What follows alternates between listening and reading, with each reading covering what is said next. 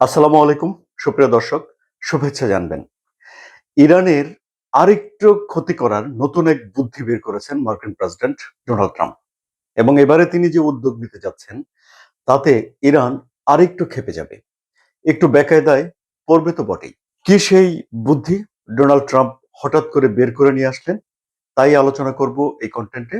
আমি আনোয়ার সাদি আপনাদের সঙ্গে রয়েছে। মার্কিন প্রেসিডেন্ট ডোনাল্ড ট্রাম্প এখন সিদ্ধান্ত নিয়েছেন যে হরমুজ প্রণালীতে চলাচলকারী যে জাহাজগুলো ক্ষতিগ্রস্ত হবে সেই জাহাজগুলোকে তিনি ক্ষতিপূরণ দেবেন। এটি ভালো উদ্যোগ, পলিসি ভালো, যে জাহাজগুলো তাহলে এখন নির্ভয়ে হরমুজ প্রণালী পার হয়ে যাওয়ার চেষ্টা করবে। তাহলে দেখা যাচ্ছে যে ইরান যে নিয়ন্ত্রণ আরোপ করেছে তার বিকল্প হিসাবে ডোনাল্ড ট্রাম্প হরমুজ প্রণালীতে জাহাজ চলাচল বাড়ানোর জন্য বিকল্প রোড চালু করার জন্য এখন নতুন একটা উদ্যোগ নিচ্ছেন। কি সেটি? সেটি হলো যে এই ক্ষতিগ্রস্ত জাহাজগুলোকে ক্ষতিপূরণ দেয়া। একটা তথ্য আপনাদেরকে এখানে বলে রাখি যে সর্বশেষ গণমাধ্যমে যে খবর এসেছে তাতে করে একদিনে 24 ঘন্টায় মাত্র একটি জাহাজ হরমুজ প্রণালী পার হয়েছে, যা যুদ্ধের আগে প্রতিদিন 183টি ছিল। এক সপ্তাহ আগেও তা 7টি ছিল, এখন নেমে এসেছে একটিতে। এই পরিস্থিতিতে ডোনাল্ড ট্রাম্প এই যে জাহাজকে ক্ষতিপূরণ দিয়ে অভয় দেওয়ার চেষ্টা করছেন, এখানে ইরানের কোথায় ক্ষতি? ইরানের ক্ষতি দুটো। একটা হলো যে যদি ডোনাল্ড ট্রাম্প একটা জাহাজ চলাচলের একটা বিকল্প পথ তৈরি করে ফেলতে পারেন, তাহলে হরমুজ প্রণালীতে ডোনাল্ড ট্রাম্পের নিয়ন্ত্রণ প্রতিষ্ঠা হয়।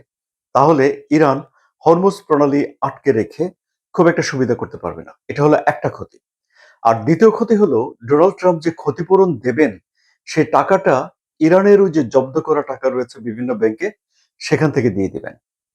তার মানে হলো যে ইরানের টাকা দিয়ে হরমুজ প্রণালী পারাপার করতে গিয়ে যদি কোনো জাহাজ ক্ষতিগ্রস্ত হয়, তাহলে সেই জাহাজের ক্ষতিপূরণ দেওয়ার চিন্তা ভাবনা করছেন মার্কিন প্রেসিডেন্ট ডোনাল্ড ট্রাম্প।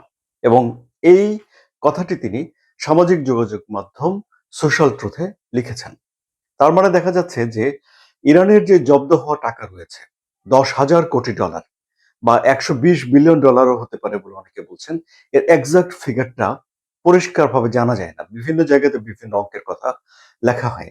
এখন সেই টাকাটাকে টার্গেট করছেন ডোনাল্ড ট্রাম্প, অথচ দুই পক্ষের ভেতরে মীমাংসা হওয়ার জন্য, যুদ্ধ বন্ধ করার জন্য, সমঝোতা হওয়ার জন্য যেসব বিষয় নিয়ে আলাপ আলোচনা হয় তার মধ্যে এই যে আটকে পড়া টাকা আছে সেটি অন্যতম।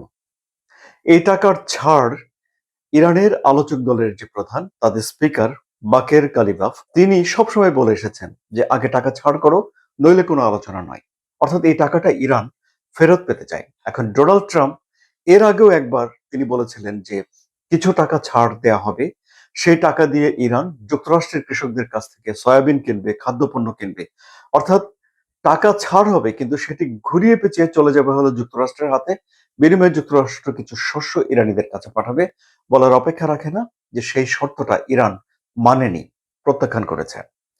এখন ডোনাল্ড ট্রাম্প আবার আরেকটা বুদ্ধি করছেন যে হরমুজ প্রণালীতে চলাচল করতে গিয়ে ক্ষতিগ্রস্ত জাহাজের ক্ষতিপূরণ তিনি ইরানের টাকায় দিবেন। ইরান কি করছে? ইরান অবশ্যই এই অসন্তোষ জানিয়েছে কূটনৈতিক উপায়ে।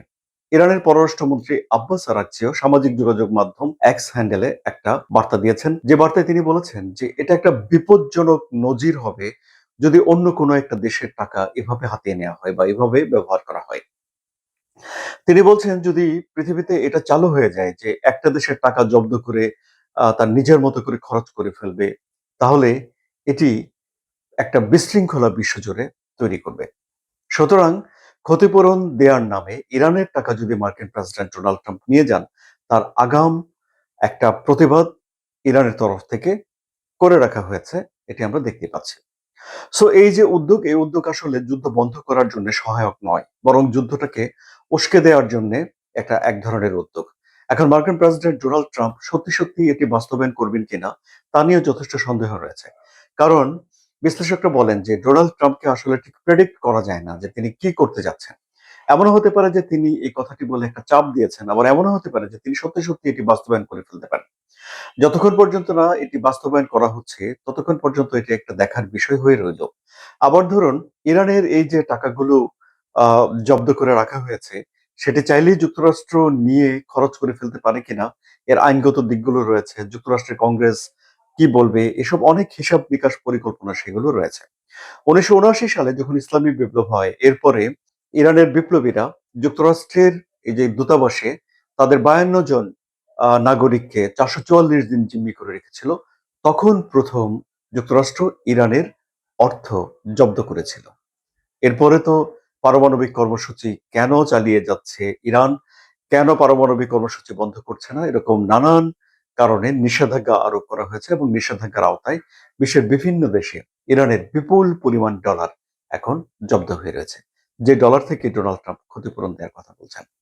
আলোচনা কেমন লাগলো? যদি আলোচনা ভালো লাগে তাহলে লাইক দিন, শেয়ার করে এই কন্টেন্ট বন্ধুদের দেখার সুযোগ করে দিন এবং ভূ রাজনীতির জটিল বিষয়গুলো সহজ সরল ভাষায় বোঝার জন্য সাবস্ক্রাইব করে চ্যানেলের সঙ্গে থাকুন। ধন্যবাদ সবাইকে।